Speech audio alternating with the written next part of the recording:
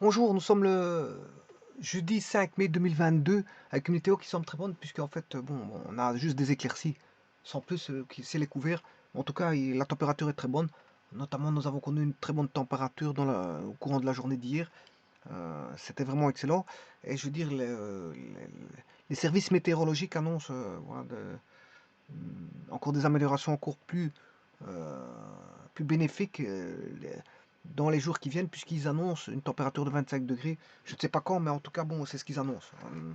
Donc, ce qui veut dire qu'on commence à avoir des chaleurs qui vont arriver. Et sachez qu'on n'est qu'au printemps, hein. On n'est pas encore en été. Alors, ici, je vous présente un énoncé. On a une voiture qui va d'un point A à un point B à la vitesse de 80 km/h. On donne la distance à B qui est de 190 km et l'heure de départ qui est à 9 heures. Donc on connaît pour le véhicule, cette voiture-là, on connaît sa vitesse, on connaît la distance parcourue et on connaît à quelle heure il a démarré. Alors, une heure après le départ de la voiture, un cycliste quitte B et va vers A à la vitesse de 30 km/h. Donc là, on a la même chose, un mobile qui est un cycliste ici, qui va plus lentement, c'est normal parce que c'est un cycliste, par rapport au véhicule qui fait 80 km/h, qui est une vitesse moyenne, bien sûr, 80 km/h, tout comme 30 km/h est une vitesse moyenne. Et donc le cycliste quitte B et va vers A à la vitesse de 30 km/h. Alors on demande de déterminer l'instant et la position de la rencontre. Donc c'est un problème de rencontre, Alors, les problèmes de rencontre, comment les élaborer? Tout d'abord, euh, il faut prendre tout simplement, euh, il faut éviter deux repères. Il faut éviter deux repères. On ne met pas un repère pour la voiture et un repère pour le cycliste. Voilà, on va considérer euh, qu'un seul, un seul environnement, et cet environnement-là est partagé par les deux véhicules. Et donc on dira qu'on n'aura qu'un seul repère et que ce repère prendra en compte aussi bien voilà, euh, les lois de l'espace en fonction du temps du véhicule et les lois de l'espace en fonction du temps du, du cycliste dans un même repère. Alors, on va se situer dans un même repère. Et l'astuce est là.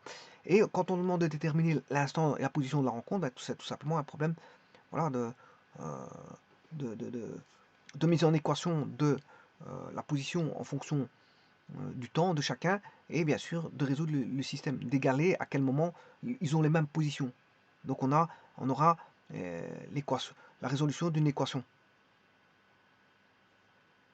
La résolution d'une équation, c'est la résolution d'une équation. Mais le principal, ce qu'il faut savoir, c'est qu'on est dans un seul repère.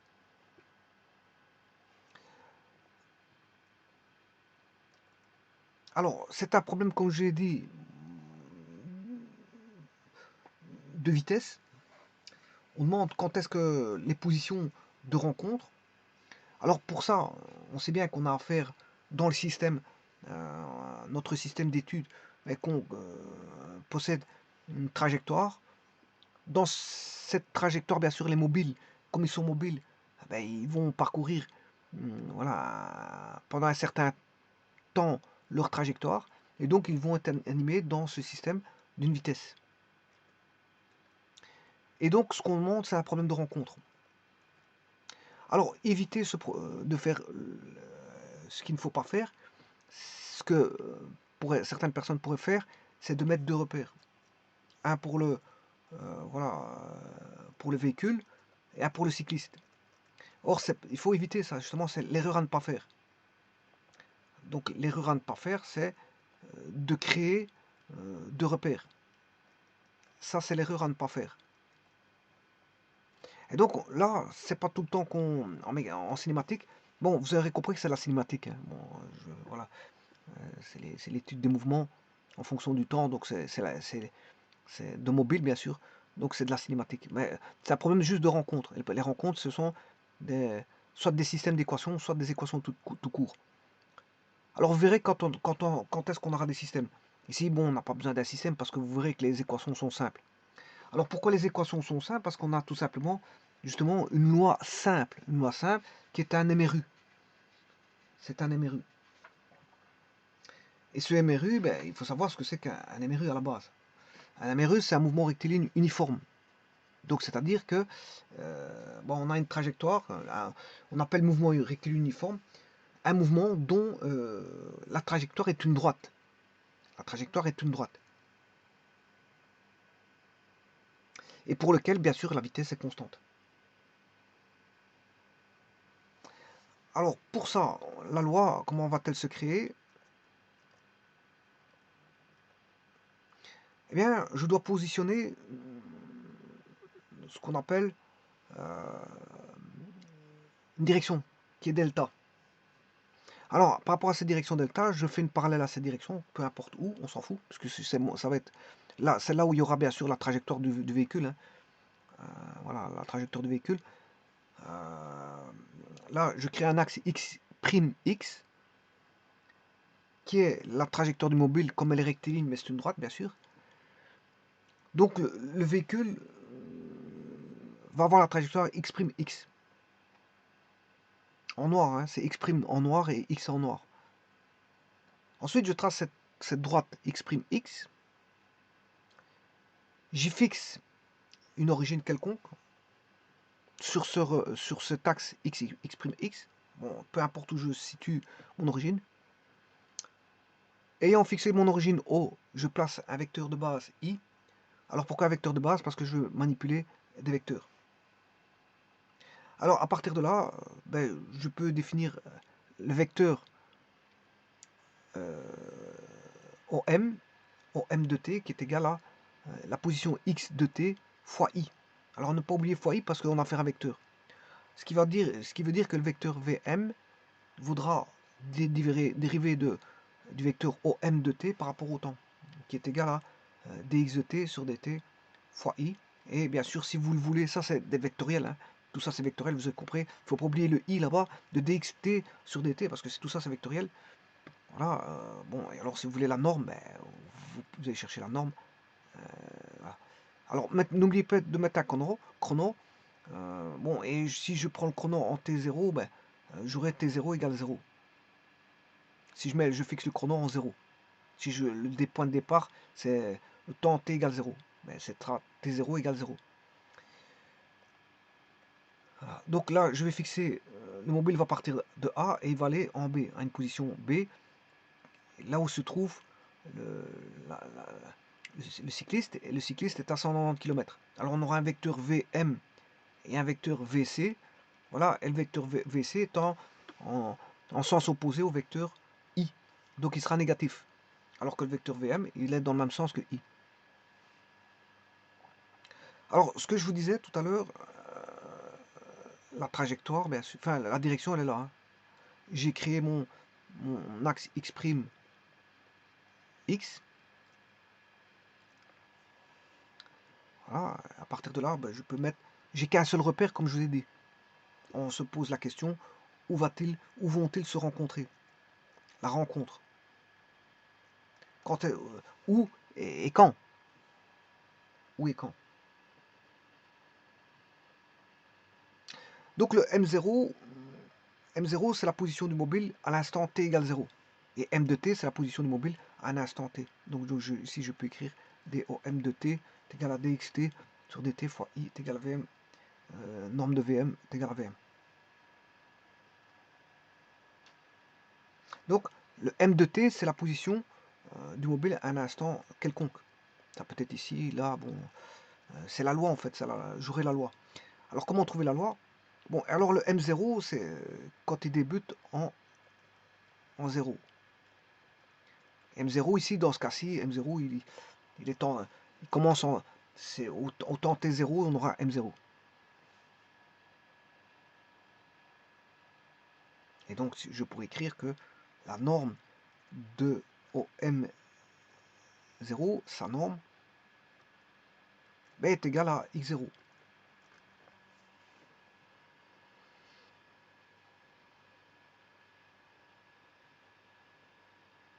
Et O, bien sûr, c'est l'origine des déplacements. Et donc, je prends en sorte que c'est le véhicule qui fait office d'origine des déplacements. J'aurais pu prendre la moto, enfin le cycliste qui fait origine des déplacements. J'aurais pu mettre B égale l'origine. Ah bon, ici, j'ai choisi le véhicule qui est l'origine, qui est à gauche. J'ai choisi la gauche qui est haut, l'origine, plutôt que la droite.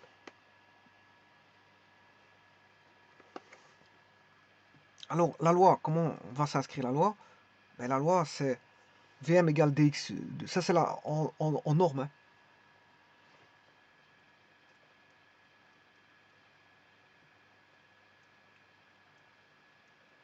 En norme, la norme, elle est là. Je vais le mettre, je vais l'encadrer. La norme est ici. La norme de vecteur Vm, c'est Vm. Mais que vaut ce Vm? Justement, c'est ce que je vais chercher. Vm, c'est dx de t sur dt, comme je vous l'ai dit. Il suffit d'aller voir là. Il suffit d'aller rechercher la norme. La norme, je vais la rechercher juste ici. C'est dx de t sur dt. Si vous voulez la norme, c'est juste prendre ceci. Ça, c'est la norme de Vm.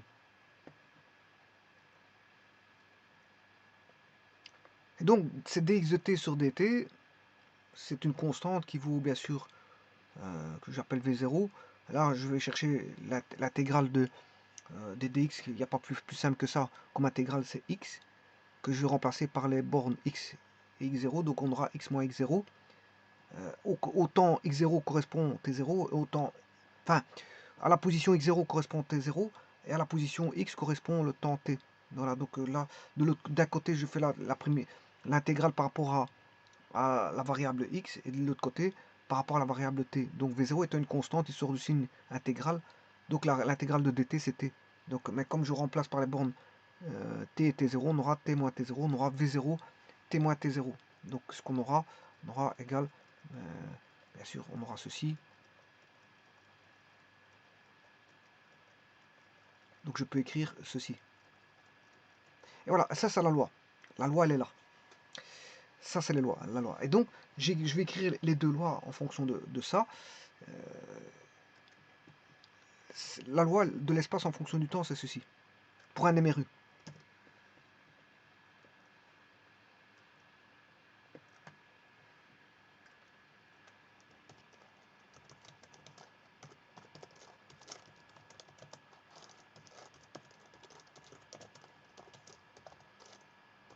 Alors, je vous rappelle qu'il n'y a qu'un seul repère. Hein, c'est ça qui fait l'astuce du problème. Loi de l'espace en fonction du temps.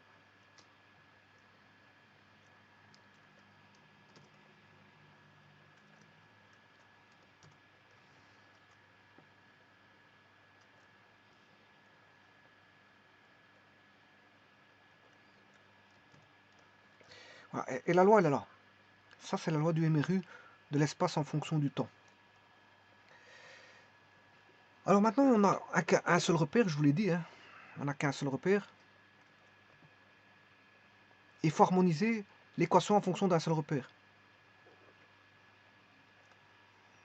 On n'a qu'un seul repère. Alors l'harmonisation est la suivante. J'aurai deux lois, bien sûr. La loi de l'espace, bien sûr en fonction du temps. Hein. En fonction du temps.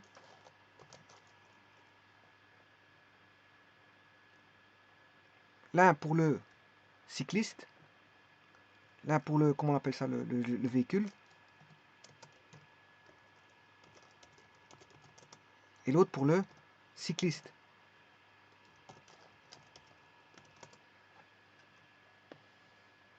Et donc, c'est cette loi-là du MRU.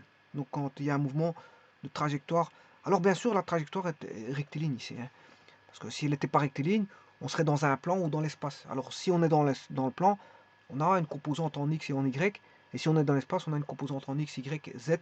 Voilà, bien sûr, des vecteurs vitesse et trajectoire. Donc, voilà, tout, tout est relatif, bien sûr, à l'environnement. Ici, l'environnement, c'est un mouvement rectiligne uniforme. Donc, la trajectoire est rectiligne. Donc, l'environnement est rectiligne. S'il est rectiligne, bon, on n'a qu'un seul vecteur de base, I. Si on est dans un plan, on a un vecteur de base, I et J. Voilà, mais ici, il est rectiligne, donc on n'a pas un problème. Voilà, on n'a qu'un seul. C'est pour ça que la loi est simple ici. C'est une loi simple. Donc vous respectez cette loi-là, il n'y a pas de difficulté. Alors pour les véhicules, maintenant, on va voir. comme on n'a qu'un seul repère, alors le véhicule,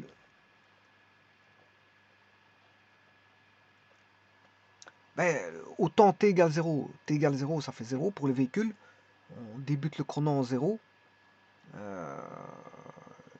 Voilà, la distance va augmenter. Alors pour le cycliste, il va diminuer, la distance va diminuer, hein, parce il va avoir 190 km, 180, 160 jusqu'à arriver à 0.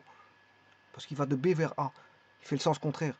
Donc la distance sur l'axe X, la distance diminue pour le cycliste, mais pour le véhicule, la distance augmente, hein. C'est normal parce qu'on a créé une référence commune dans un repère commun.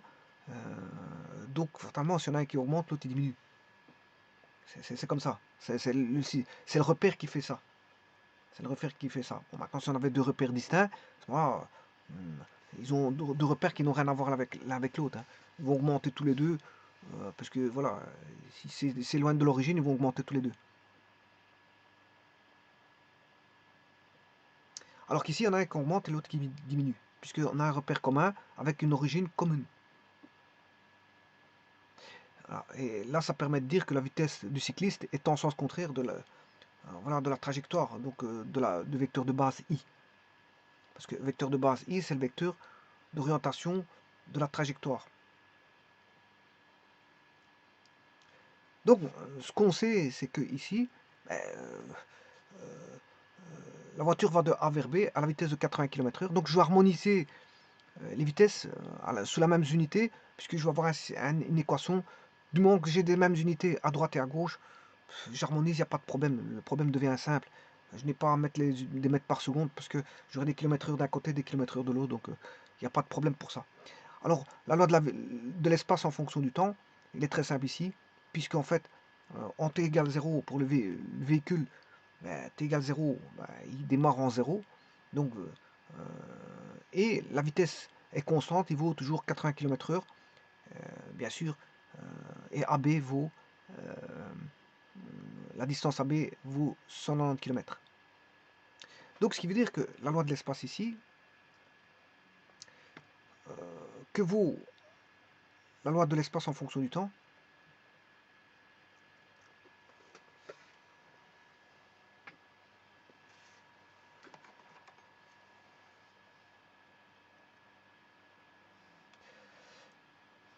Alors, x égale V0t moins V0 T0 plus X0. Alors, le V0, je vais mettre en km/h. 80. Alors, le temps, c'est le temps. Voilà, c'est en fonction du temps, hein. On aura X égale 80t. Alors, le T0, il vaut 0. Je vous ai dit que il démarre en 0. Donc, on aura moins 0 plus le X0. Ben, le X0, au temps T0, ça fait 0. C'est l'origine. Donc, on va se retrouver avec une loi qui est X égale 80t.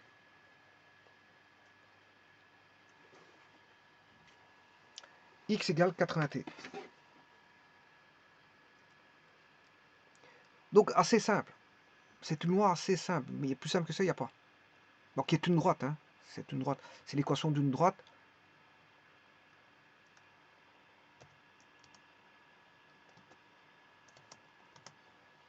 X égale 80t.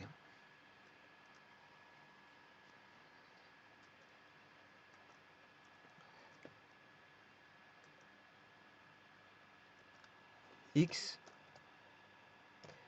égale 80t. Bon, c'est une droite, c'est assez simple. C'est l'équation d'une droite. Si vous voulez mettre x en fonction du temps, ben, vous allez avoir le coefficient angulaire, il vaut 80. Bon, c'est grand, hein, coefficient angulaire, c'est grand ici. Bon,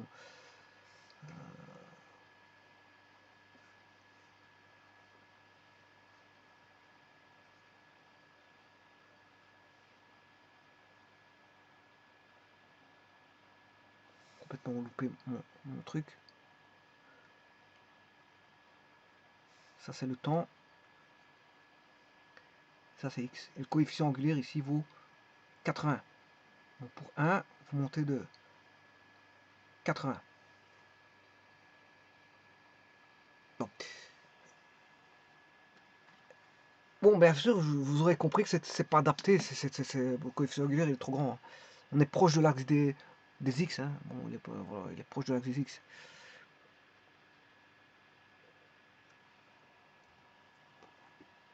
Maintenant, faisons la loi du cycliste. Pour la loi du cycliste, c'est toujours la loi de l'espace en fonction du temps. La loi du cycliste, bien sûr, ici je vais mettre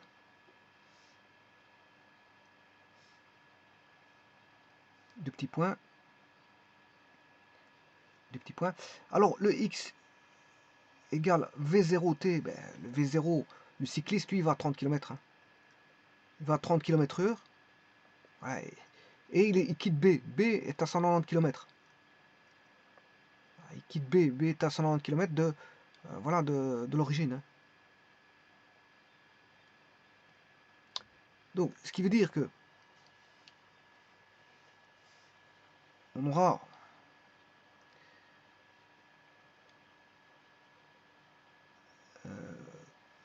V0 qui vaut 30, mais comme il est dans le sens contraire, la vitesse, c'est une vitesse négative. Hein. Il va dans le sens, je vous ai dit que la vitesse du cycliste était dans le sens contraire de la vitesse, enfin du repère, donc c'est moins 30t, donc c'est pour ça qu'il va s'approcher de l'origine. En fait, il s'approche de l'origine, c'est du fait qu'on n'a qu'un seul repère. Alors, moins V0t, moins V0, ben, je vous dis qu'on a moins 30, moins 30, alors V0 il vaut moins 30, moins, ça fait plus 30, et le T0, ben, il démarre une heure après. Hein.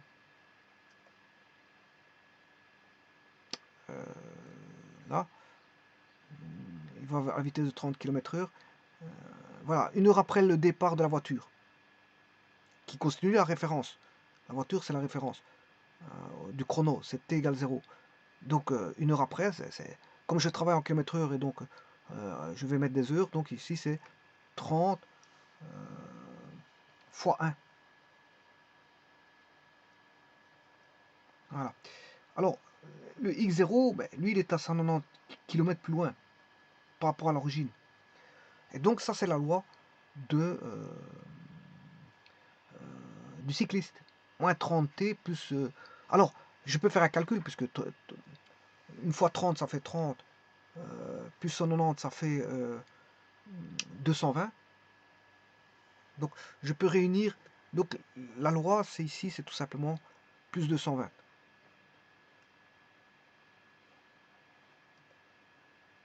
Une fois 30, 30, plus 190, 220. Je vais l'écrire tout de suite.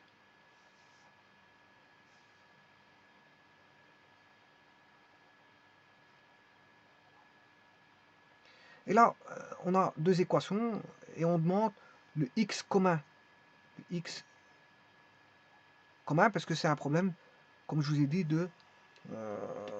d'intersection de quoi, ben, des positions. C'est voilà, intersection des positions, c'est-à-dire une rencontre. Une rencontre, c'est une intersection des positions. L'intersection, c'est résoudre le système pour qu'ils aient tout simplement tous les deux le même x. Le même x. Donc je vais juste égaler les x. Un x commun, c'est égaler les x. Donc c'est de dire que j'ai 80t est égal à moins 30t plus... Et là, on a une équation de premier degré en t. Donc vous voyez, c'est un problème assez simple. Hein. Le tout, c'est de mettre sous forme d'équation. Voilà. Je vais égaler ceci. Et puis, ça devient un problème mathématique après. Bon, il n'y a pas de difficulté sur un tel problème mathématique. C'est résoudre ceci. Alors, pour résoudre ceci, l'inconnu étant le temps, on aura 80 plus 30, ça fait 110. Voilà, on aura 110t. Et alors, ici, c'est très simple parce qu'en plus de ça, ben, 220 et 110, ben, c'est le double. 220 est le double de 220 est le double de 110. Donc, il n'y a pas voilà, de très grande difficulté de calcul. Tout est fait pour que, justement, tout soit simple ici. Donc, on a 80 plus 30, ça fait 110t égale 220, ce qui veut dire que t égale 220 divisé par 110, c'est-à-dire 2 heures après.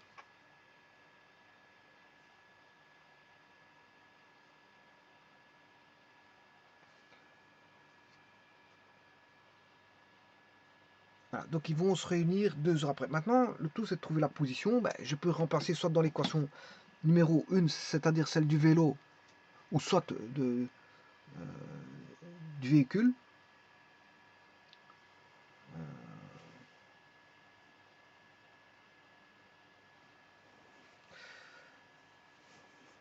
Donc c'est 2 heures après, bien sûr, le comptage à l'origine. Hein. Voilà, c'est 2 heures après le comptage à l'origine. Bon, maintenant, je ne sais pas à quelle heure que c'était au départ. Je vais voir dans l'énoncé.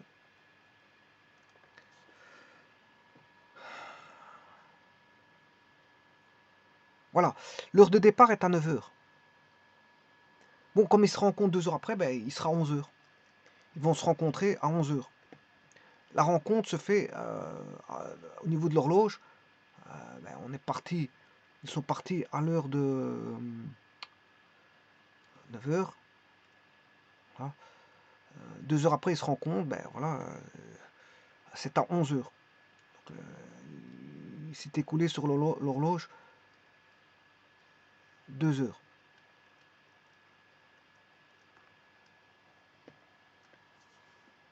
Je sais pas si 11 heures c'est ici. Enfin bref. 11 c'est un peu plus haut je crois. Parce que bon, il reste plus qu'une heure avant. On va dire que c'est ici. En tout cas, il s'est écoulé 2 heures. Le point de rencontre a eu lieu. Bah, ça c'est le. Voilà, à quelle heure ils se sont rencontrés. À 11 heures ils se sont rencontrés. Ils se sont rencontrés à 11 heures. Maintenant, où Où a eu lieu la rencontre? Ben, je prends une des équations, peu importe laquelle, celle du cycliste ou du vélo. Ils ont même position de toute façon. Je prends la plus simple, c'est celle du véhicule, 80T. Voilà. 80T, 80 km/h fois 2 heures, c'est-à-dire 160 km.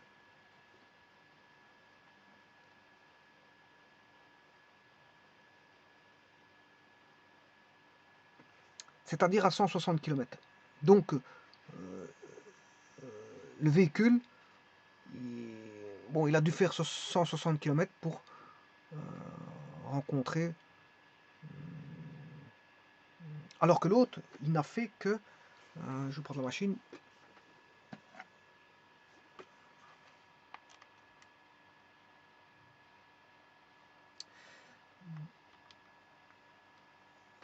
« 220 moins 30 fois 2, ça fait 160 km. Voilà, par rapport à l'origine. Ça, c'est 160 km par rapport à l'origine. Hein. C'est par rapport à l'origine. Donc, en d'autres termes, voilà, j'ai l'origine commune. Le véhicule part du point A en 0. Ça, c'est le véhicule part d'ici. Voilà, et le cycliste part de B. Ça, c'est le cycliste. Ça, c'est le véhicule. La rencontre se fait à 160 km par rapport à l'origine. Ce qui veut dire que le cycliste n'a parcouru que 192, puisqu'il y a 192 km qui parcourent. Le parcours de AB est de 192 km. Donc le cycliste n'a parcouru, lui, que 192 moins 160, dire 32 km. Il n'a fait que 32 km. Et ces 32 km, il les a parcourus pendant 2 heures. On sait bien qu'il roule à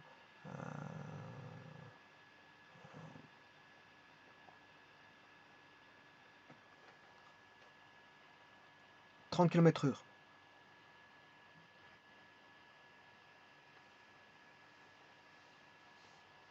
J'espère que je ne me suis pas trompé.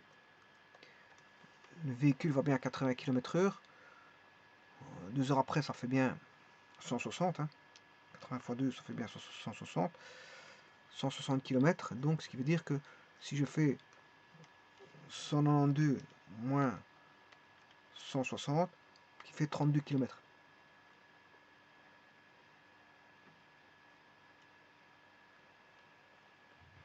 Voilà, il y a 32 km. Alors, le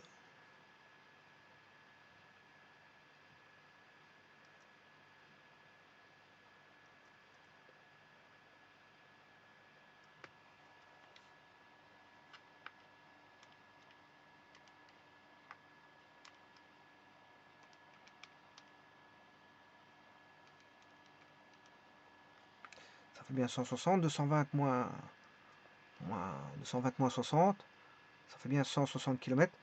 Donc si la rencontre a lieu à 160 km,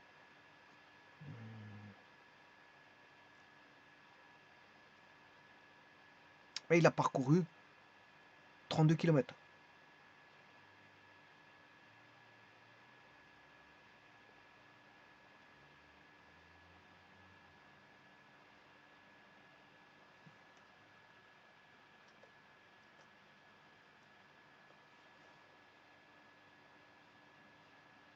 Oui, c'est même pas... Je sais pas pourquoi j'ai mis 192, mais c'est 190.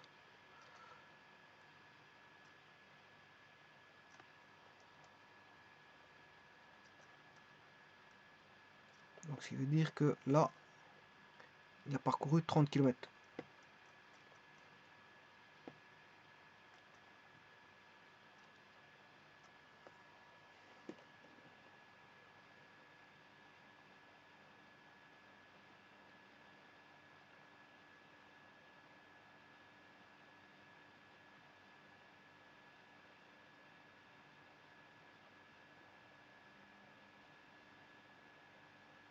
Donc, vous voyez que c'est trompeur. Hein. On peut se dire que le cycliste roule à 30 km/h. On pourrait se dire qu'en 2 heures, il a fait 60 km.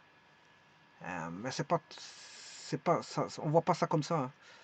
X est égal, c'est moins 30t plus 220.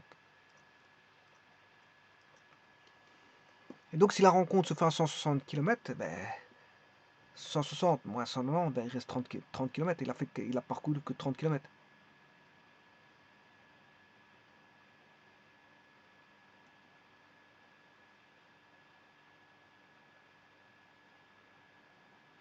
Alors, pourquoi?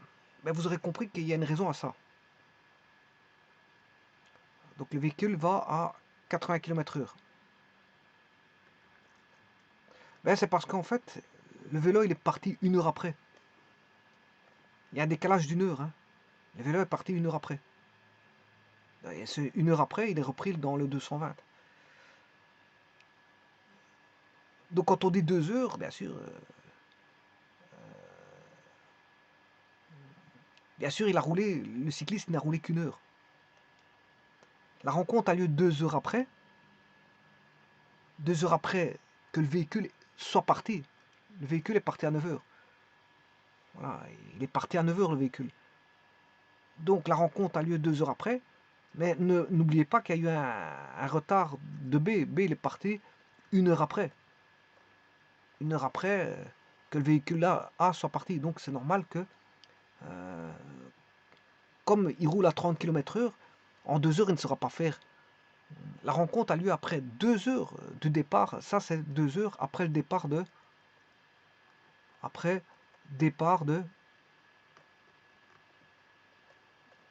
véhicule.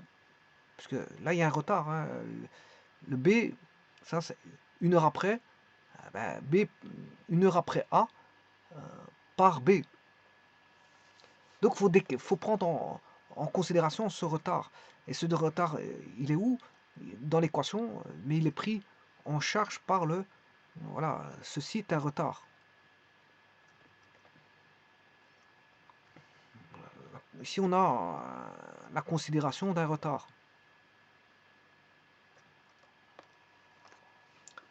C'est la considération d'un retard. C'est pour ça que j'ai plus de 120 et pas plus 190. Parce qu'il y a une heure de retard. Et pendant cette heure de retard, ben, on décompte les 30 km qu'il aurait pu faire. Vu le cycliste roule à 30 km/h, c'est comme si on avait décompté 30 km, vu que c'est comme s'il n'avait pas roulé pendant une heure. Hein, une heure, il aurait fait 30 km en une heure, mais comme il les a pas roulés, ben, il faut les déduire. Et c'est pour ça qu'on les déduit.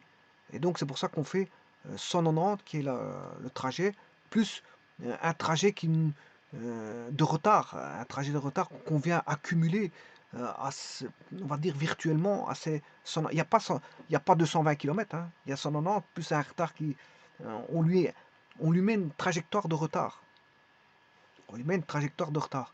Donc la trajectoire est de 190 pour le cycliste, mais comme il y a le repère qui est fixé par rapport au véhicule dont l'origine est justement le véhicule, ben on assimile au cycliste un retard euh, d'une heure, et donc ça correspondrait à un trajet qui n'aurait pas fait, et donc qu'on accumule à ces 190. Et 190 plus 30, ça fait 220. C'est comme s'il avait un trajet en plus à faire du fait de ce retard. On a un trajet virtuel à faire du fait de ce retard.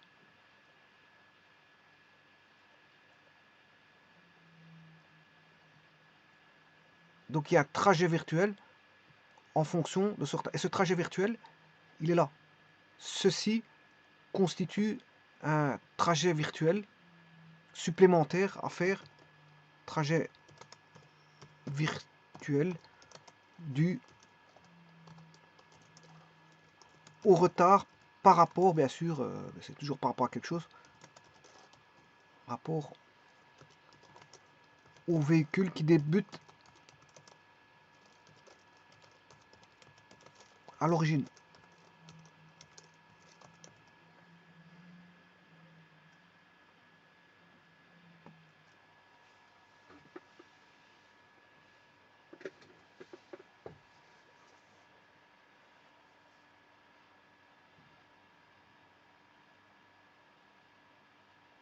Et donc on n'a pas forcément V0 fois T plus X0, comme l'était le véhicule. Là on avait V0 qui valait 80, 80 fois T, plus X0 il débutait en 0, 80T plus 0.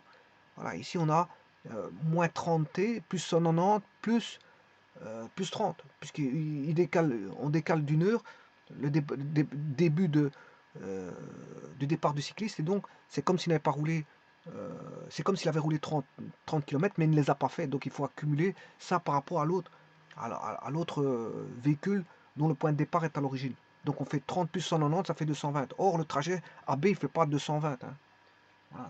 Voilà, c'est une astuce, c'est un petit peu une astuce pour voilà, faire en sorte que on intègre dans l'équation le retard donc qui fait référence à une trajectoire virtuelle non élaborée, mais qui décrit le retard par rapport à l'espace retardé par rapport au temps où se situe euh,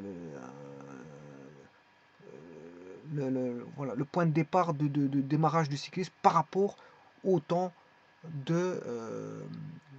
véhicule.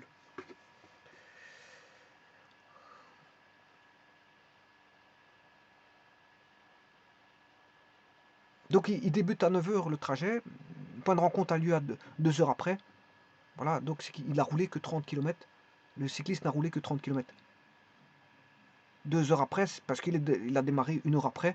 Donc c'est comme s'il avait il a roulé réellement une heure, bien que la rencontre a lieu 2 heures après, du fait du retard par rapport à, je vous explique, par rapport au retard qui est établi, puisqu'il démarre une heure après. Le cycliste démarre une heure après. Je vous remercie.